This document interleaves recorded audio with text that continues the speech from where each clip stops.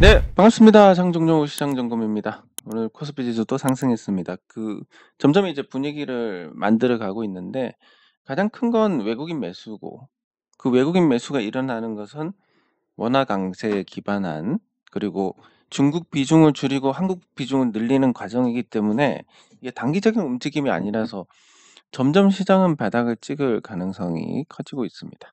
예, 다만 이제 한국 증시의 밸류, 적정 밸류가 2,600선 정도 그리고 여기까지 가려면 또 매물 소화를 어느 정도 해야 된다는 점에서 올해는 2,600선을 한계로 제한적인 횡보 흐름 그리고 내년에는 본격적인 상승장으로 가는 그런 그림을 그려볼 수 있으니까 주식 투자하시는 분들은 '최악이 지나갔다.' 이렇게 생각하시면 조금 마음이 편하실 것 같습니다.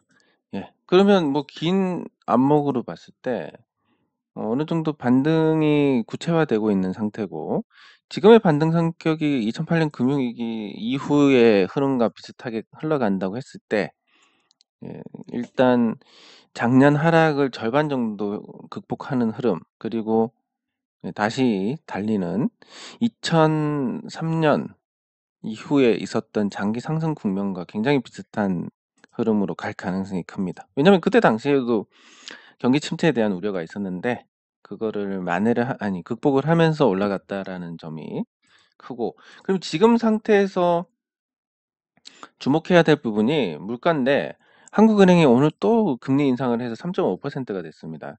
예 이게 어떤 전통적인 부분을 본다면 한국은행의 지표가 굉장히 낡았고 그리고 과거에 얽매여 있는 상태고 그 결정권자들도 다 나이가 많으셔 가지고 최근의 트렌드를 읽지 못하는 상태. 예 그래서 정책 자체가 굉장히 엇박자를 내고 있다라고 보시면 될 것 같습니다. 네 그리고 그 엇박자를 내는 과정에서 항상 끝에 2008년 금융위기 직전에도 보면 한국은행이 한 번 더 금리를 올리는 일이 있었습니다. 이미 지표가 다 돌아섰는데. 예 그래서 부담을 크게 줬던 부분이 있는데 이번 금리 인상도 비슷한 경우다라고 할 수 있고 예 다만 이제 이번 금리 인상에 대해서 시장이 콧방귀도 안 뀌는 것은 시중 금리가 1% 이상 떨어질 가능성이 높아졌기 때문에 0.25% 올린 거에 대한 상쇄가 됐다. 예 그래서 기준금리가 3.5%인데 현재 보면 예 예금 금리가 한 3.9% 그리고 대출 금리가 한 뭐 정상적인 경우 담보가 있는 경우는 한 4.9% 신용은 한 8% 이 정도 되는데 앞으로 채권 지수 세계 채권 지수 편입 이후에는 좀 이런 수준으로 안착이 되지 않을까? 예 그러면 어 '금리가 너무 높다.' 당연히 높습니다. 뭐 2% 초반대의 금리를 경험을 했으니까. 근데 시간이 지나다 보면 항상 그렇지만 주가라는 것도 여기서는 이게 비싸지만 올라갔다 내려오면 이게 쌉니다.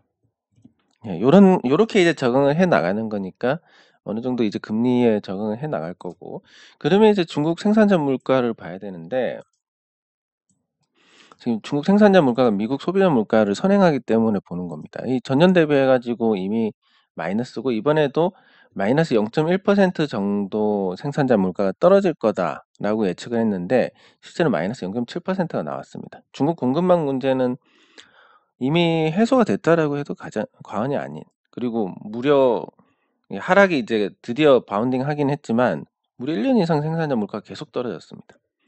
이런 부분들이 앞으로 물가에 아주 긍정적인 영향을 줄 것이다. 예. 그래서 중국 생산자 물가는 마이너스 그리고 중국 소비자 물가는 1.8%에 불과합니다. 그러니까 중국은 이미 뭐 이상적으로 인플레이션을 통제를 하고 있고 예 거기에 대한 어떤 정책의 어떤 여유가 있다. 예 그런 걸 봤을 때 중국이 앞으로 부양책도 쓰고 그리고 금리 인하를 추가로 단행할 가능성이 크고 예 요런 걸 볼 수 있습니다. 그럼 중국 생산자 물가를 미국 소비자 물가가 따라가기 때문에 예 고거를 한번 보면 지금 드디어 이제 전월 대비해서는 마이너스로 돌아섰습니다. 예 중국 생산자 물가를 소비자 물가가 따라가고 있는 형국이 이제 기미가 보이고 있는데 이 마이너스 전월 대비 마이너스가 된 게 흔치 않은 일입니다. 1 년에 한 번 정도 있는 뭐 그것도 기저 효과에 의해서 이렇게 올랐다가 떨어지는 이런 기저 효과에 의해서 아니면 큰 충격에 의해서 가는 건데 이번 같은 경우는 계속된 물가 상승세가 꺾이는 과정. 네. 그래서 여기 보시면 어쨌든 6 개월로 보면 이미 인플레이션이 잡혀가고 있습니다. 지금 0.9% 인상입니다. 상승입니다. 0.9% 6 개월에 0.9% 니까 이 추이대로 간다면 연간은 1.8% 입니다. 이게 물가가 잡혔다. 인플레이션 목표치 아래로 내려왔다라는 거니까 적어도 미국 연준이 금리 인상을 추가로 할 이유는 없어졌다. 그러면 지금 미국 연준이 4.5% 인데 이대로 가면 이제 4.75%를 마지막으로 해서 이게 시장이 반영하는 수치입니다. 앞으로 더 이상 금리 인상이 없을 거고 물가가 완전히 안정이 된다면 금리 인하로 돌아서게 되는 그런 과정. 그럼 이제 시장을 누르는 가장 큰 악재가 사라지기 때문에 전반적인 반등 국면이 이어지지 않을까. 거기다 외국인 매수도 있고 요런 좋은 분위기가 당분간 시장에 이어질 것 같습니다. 네. 그러면 지금 상황에서 금융주들, 운수창구, 철강금속, 증권 이렇게 이제 취약했던 업종의 반등이 있는데 포스코홀딩스를 위시한 철강금속 업종의 긍정적인 흐름이 오늘 두드러졌습니다. 네. 그래서 살펴보면 포스코홀딩스 같은 경우는 이제 예전에는 이겁니다. 포스코홀딩스가 당장은 그 지주사로 전환하면서 철강금속에서 이제 그 소재 쪽으로 무게가 옮겨갔다. 특히 2차 전지 관련 소재 쪽으로 예 훨씬 더 비중이 커졌고 시장에서도 이제 그렇게 인식을 하고 있다라는 그런 관점에서 재평가를 받고 있고 이 포스코 홀딩스가 이제 추세적으로 보더라도 시장보다 선방을 했습니다. 9월 말에 저점을 찍고 이 반등 국면에서는 시장 대비 강한 흐름을 보였고 이게 이제 긴 흐름으로 봤을 때 포스코 홀딩스는 이미 지금 신호가 나온 상태입니다. 장기 상승 신호가 나왔고 이게 추세적으로 올라간다라는 보장은 못하지만 확률적으로는 굉장히 높은 거고 연봉에서도 이제 한번 긴 거 나올 때가 됐다. 올해는 아니지만 뭐 내년쯤에 긴 거 하나 나올 때가 됐다. 그러면 이게 주도주가 바뀌는 건 아니냐라는 또 생각을 해볼 수가 있습니다. 왜냐하면 지금의 원화 강세는 어느 정도 좀 그게 생각보다 강하고 지속력이 있다라는 거고 이렇게 이제 원화 강세가 지속됐을 경우에 수출주들보다는 원화 강세 수혜주들이 주도를 하는 2007년처럼 그런 과정이 펼쳐질 수 있는데 이게 포스코홀딩스가 단독으로 올랐으면 또 모르겠지만 현대제철도 같이 오르면서 심지어 이제 후판 가격이 떨어지고 요런 부분들이 발생함에도 불구하고 그렇게 되고 있습니다. 그리고 이들 종목에 이제 주로 사는 게 외국인 기관 투자자들 쌍끌이로 사고 있고 개인 투자자들 팔고 있는데 개인 투자자들은 지금 인버스를 대량으로 사고 있기 때문에 이게 단발성으로 끝나지는 않을 것 같다. 네. 그래서 특히 포스코홀딩스는 지금 주가가 어느 정도 올랐지만 현대제철은 이제 막 시작하려는 단계니까 두 종목 중에서 현대제철이 조금 낫지 않을까. 그러면 소재 2차 전지 소재가 아니라 그냥 철강금속을 사야 되는데. 근데 전방 산업이 좋기 때문에 그 자동차 쪽이 현대제철도 충분히 매력이 있다. 요렇게 볼 수 있습니다. 그리고 증권주들이 지금 반등에 성공했는데 증권주들이 시장 대비 약세였습니다. 왜냐하면 코스피는 9월 30일에 저점을 찍었는데 증권주들은 그 이전에 저점 찍고 또 이번에 1월 달에 저점을 경신했습니다. 증권주 대장이. 네. 근데 이 저점을 찍고 이제 가파르게 올라가고 있는데 이게 지수에 키 맞추기 하는 과정이다라기보다는 이 금융위기 직전의 어떤 상황을 벗어났다라는 그런 관점에서 생각을 해볼 수 있는 흐름입니다. 왜냐하면 그 미래에셋증권 이제 증권주들 같은 경우는 뭐 거의 비슷하게 움직이고 그리고 부동산 PF 관련해서 그 리스크가 굉장히 높아져 있는 상태였는데 1월 3일에 저점을 찍은 건 정부의 1.3 대책이 나오고 나서입니다. 그러니까 여기에 좀 호응을 하고 있고 시장이 정부가 '시장이 망가지는 걸 방치하지 않겠구나.'라는 안도감이 발생을 하고 있는 상태. 네. 그래서 증권주들이 시장보다 약한 상태에서 반등을 했다라는 그런 관점으로 볼 수 있습니다. 이게 이제 좀 더 확대가 되면 그 미래에셋증권 같은 경우는 그런 자금이 크지 않은데 가장 큰 게 이제 한국금융지주, 한국투자증권이고 요 한국투자증권은 오히려 저점이 빨리 나왔습니다. 그리고 메리츠증권은 이제 금융지주사하고 같이 움직이기 때문에 또 쪼끔 다르긴 하지만 어쨌든 뭐 거의 저점 대비 2배 오르면서 기세를 올리고 있는 상태입니다.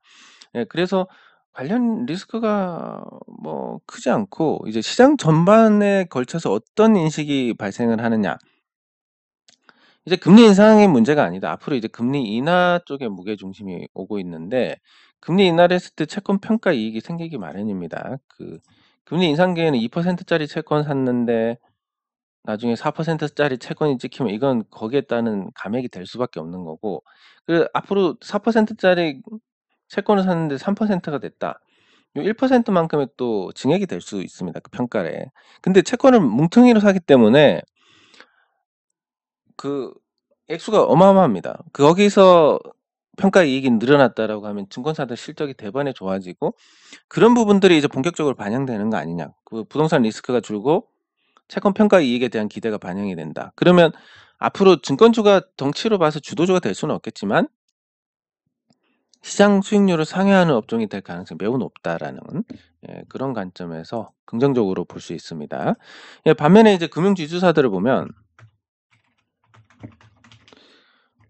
제가 하나금융지주를 작년부터 계속 말씀을 드렸고 뭐 물론 이제 지나고 나서 맞았네 이 정도인데 지금도 배당락 얻어맞고도 배당락 극복하고 좋아집니다. 이게 단기간의 오버슈팅이라고 볼 수 있는데 얘네들은 이제 개인적으로 조금 문제가 되지 않을까라는 생각입니다. 지금 이익이 어마어마하게 올라가는데 이 국민들 등골을 빼먹고 올라간다 이런 인식이 생길 수밖에 없습니다.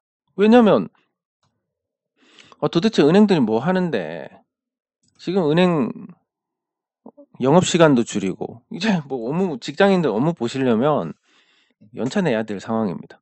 거기다가 뭐 코로나 핑계 대고 지점도 없애고 구조조정한다면서 직원들도 자르고 국민 경제에 기여한 바가 없는데 이런 금리 인상기에 예금 금리는 낮추고 대출 금리는 높여 가지고 완전 성과급 잔치를 하고 있다. 여론이 나빠지고 있습니다.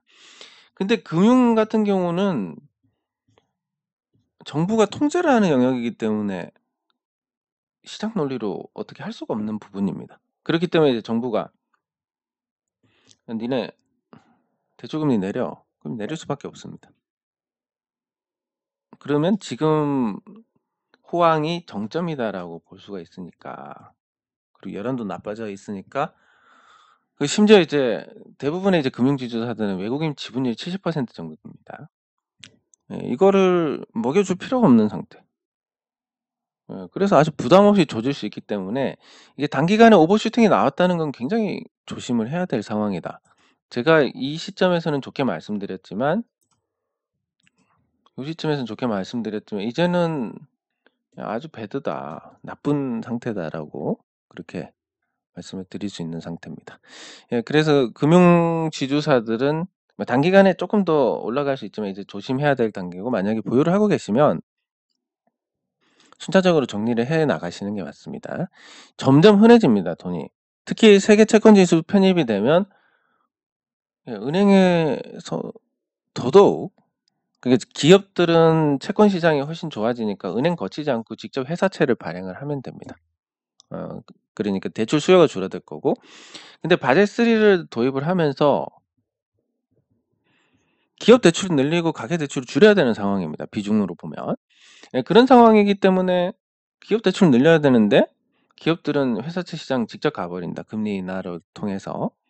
그리고 세계 채권 지수 통해서 여기서 직접 조달을 해 버리면 바젤 3 관련해서 가계 대출을 줄일 수 없는 상황, 아니 줄여야 되는 상황인데 아니면 기업 대출을 높이거나 이걸 맞추려면 이제 기업 대출을 못 늘리니까 계속 가계 대출을 줄일 수밖에 없다.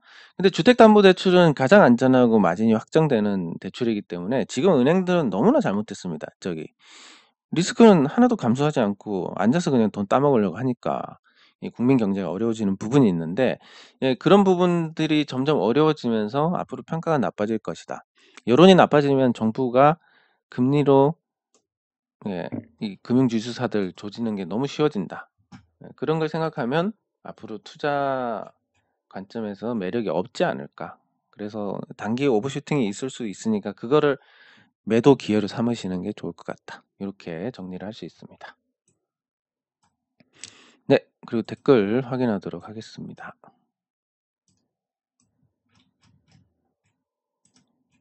예, 감사합니다. 감사합니다. 아이고, 어디 갔지? 예, 뭐를 눌렀는지 모르지만, 예, 감사합니다. 네, 감사합니다. 감사합니다. 뭐, 바쁜 게 끝날 것 같으면서도 안 끝나고. 예, 감사합니다. 이렇게 제가 계속, 지금 마음은 진짜 언제부터였지? 한 1년 전부터, 현대제철. 제가 보지도 않았는데 오늘 텔레파시가 통했습니다. 예, 감사합니다. 1년 전부터 이제 주식에 몰두하고 싶다 이런 생각이 있었는데, 이 벌려놓은 일들이 많은, 또 이 AS를 해야 될 상황이 되다 보니까, 이게 이대로 가면 올해도 그러다 이 시간 다 보내고 또 소홀하고 이러다 내년 정도 돼야 본격적으로 몰두를 할 수 있을 것 같다. 근데 시장 상황을 보면 올해는 이제 바닥을 다지고 내년부터 조금 재미있는 시장이 될 가능성이 높다. 거기에 대한 핵심은 결국은 통화량입니다. 여기 그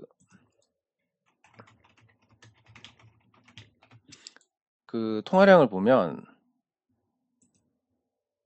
통화량이 줄어들질 않습니다. 예, 한국 통화량 추이를 보면 통화량이 줄어들면 모르겠습니다. 앞으로 어떻게 될지.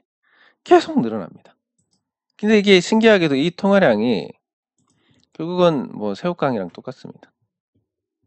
새우깡 50원 하다가 지금 이제 1,500원 하는데, 새우깡을 먹는 사람이 늘어났습니까? 안 늘어났습니다. 요즘 이제 맛있는 게 너무 많이 늘어가지고 새우깡 쳐다도 안 봅니다. 근데 그러면 공급 수요 측면에서 수요가 줄었으니까 가격이 떨어져야 되겠네. 이거 바보 같은 소리입니다, 이거는. 뭐 경제 이론 초등학교 수준의 경제 이론인 거고.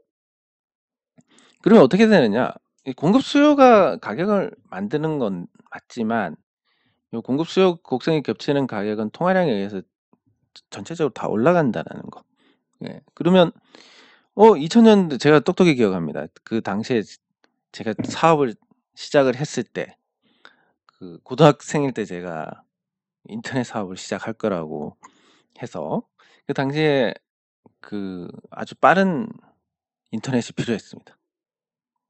저는 이제 시골이니까 ADSL을 쓰니까 이걸로는 사업이 안 된다. 찾아보니까 100메가짜리 인터넷이 들어가는 게 아파트가 있네. 그 아파트가 얼마냐면 6천만 원이었습니다. 당시에 나쁘지 않은 아파트였습니다. 지금 뭐 나쁘지 않은 아파트 그러면, 물론 이제 진주시라는 어떤 지방 중소도시 기준이긴 하지만 지금 나쁘지 않다라는 얘기를 들으려면 한 4억 정도 가야 됩니다. 근데 이 시기에 이 아파트의 가치하고 이 아파트의 가치하고 비교를 해보면 어떠냐 그러면 똑같습니다. 똑같은데 뭐만 달라졌냐? 돈만 늘어나서 달라졌습니다. 그러면 요 당시에 진주 시내의 아파트 수요가 지금보다 수요가 어떻게 됐습니까? 떨어졌습니다. 공급은 늘어났고, 아파트 공급은 늘어났고 수요는 떨어졌습니다. 왜냐하면 이때는 아파트가 적었기 때문에 아파트에 들어가고 싶어 했던 사람들이 많고, 지금은 너무 흔해졌으니까. 예. 그럼 공급과 수요가 바뀌었는데 가격이 왜 오르지? 네, 요걸로 다 대변이 되는 겁니다. 모든 게. 예, 그래서 뭐 앞으로 보더라도 통화량이 줄어드느냐 그러면 오히려 더 늘어나면 늘어나지 줄어들 일은 없다라는 거. 예. 예, 이렇게 볼 수 있고, 그러면 앞으로 돈이 계속 늘어난다라고 하면 뭐 가격이 다 오를 것이다. 다만 주식 시장은 안 망해야만 오른다라는 게 됩니다. 왜냐면 제가 계속 강조드리는 게 비쌀 때 절대 사지 말라고 강조드리는 이유가 이겁니다. 비쌀 때 사면 예를 들어서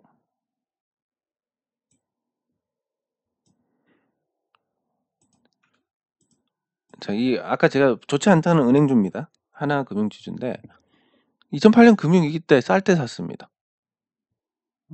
편하게 수익 보는데 2007년에 이 종목을 샀다라고 가정을 하면 55,000원 비쌀 때 샀습니다. 그러면 어쨌든 통화량이 늘어서 이 전체적인 가격, 가치는 그대로라 하더라도 가격이 올라가기 때문에 결국은 본전을 찾습니다. 이렇게. 지금도 이제 조금 있으면 본전 찾을 수도 있지만 이 가격에 샀다면 본전은 찾는데 이 15년 동안 통화량 증가해서 떨어진 거 얼마나 떨어졌는지 보면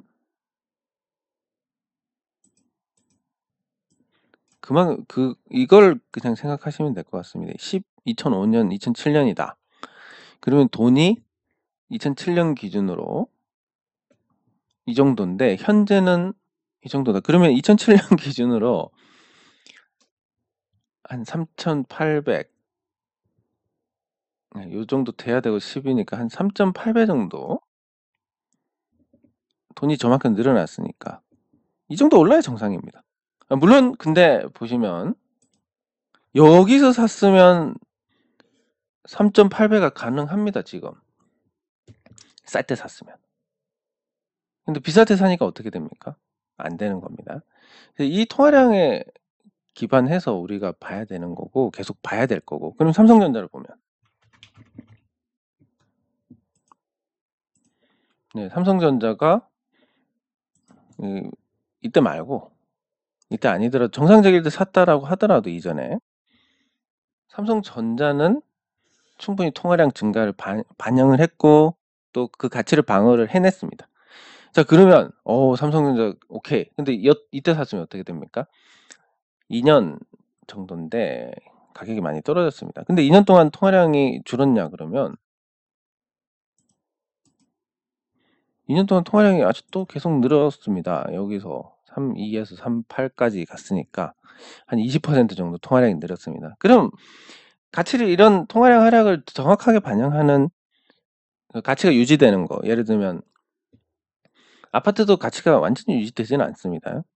왜냐면 감가상각이라는 게 있으니까 새 아파트가 더 좋고 새로 지은 게 좋고 그 아파트의 수명이라는 것도 있기 때문에 그러면 요런 관점에서 보셔야 됩니다. 이걸 제일 반영을 잘하긴 합니다. 아파트가. 그러면 아파트 가격이 20%가 올랐느냐 5억짜리가 6억이 됐다. 근데 여기서 2년 낡았으니까 감가상각이 5천만 원이 됐다. 그러면 5억 5천이다. 이 정도가 이제 뭐 적당하다라고 봐야 될 것 같습니다. 통화량을 반영한 가격이. 자, 그러면 다시 돌아와서 삼성전자는 어떻게 됐냐면 이렇게 됐습니다. 이건 이렇게 되고 이건 돈이 떨어졌습니다. 그럼 거의 뭐 반토막 났다라고 봐야 되는 겁니다. 근데 통화량 반영하지 못하는 종목들이 굉장히 많던데 주식은 안타깝게도 그걸 잘 반영을 못합니다. 왜냐하면 거래 대금으로 빠져나가는 돈, 수수료로 빠져나가는 돈, 세금으로 빠져나가는 돈이 다 빠져나가 버리니까. 그리고 기업들은 내부 유보로 갖고 있지 주주 환원을 하지는 않습니다. 예. 그렇다 보니까 돈이 도는 것도 아니고 항상 저평가되어 있다.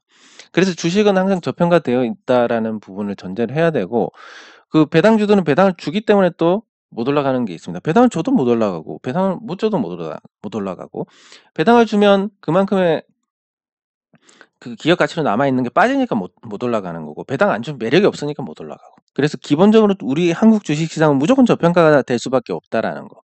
그리고 통화량 증가분을 잘 반영을 하는 그런 종목을 사야 되는데, 이 곡선을 그리는 게 몇 개 안 됩니다. 저기 삼성전자하고 몇 종목이 안 됩니다. 심지어 한국전력은 정부 개입으로 인해서 20년째 이러고 있습니다. 한국전력. 그만큼 손해를 보는 거다. 그러면 앞으로 이 통화량 증가를 잘 반영할 수 있는 기업이 뭐냐? 결국 독점 기업밖에 없다는 겁니다. 그거를 정확하게 반영을 해 나가니까. 예, 그래서 경쟁이 치열하지 않은 그런 종목을 사야 되고, 그런 종목을 찾는 게 공부고, 그런 종목을 또 구분해 내는 게 종목 발굴이다. 요렇게 정리를 할 수 있습니다. 네, 장 종료 후 시장 점검은 여기서 마치도록 하겠습니다. 수고하셨습니다.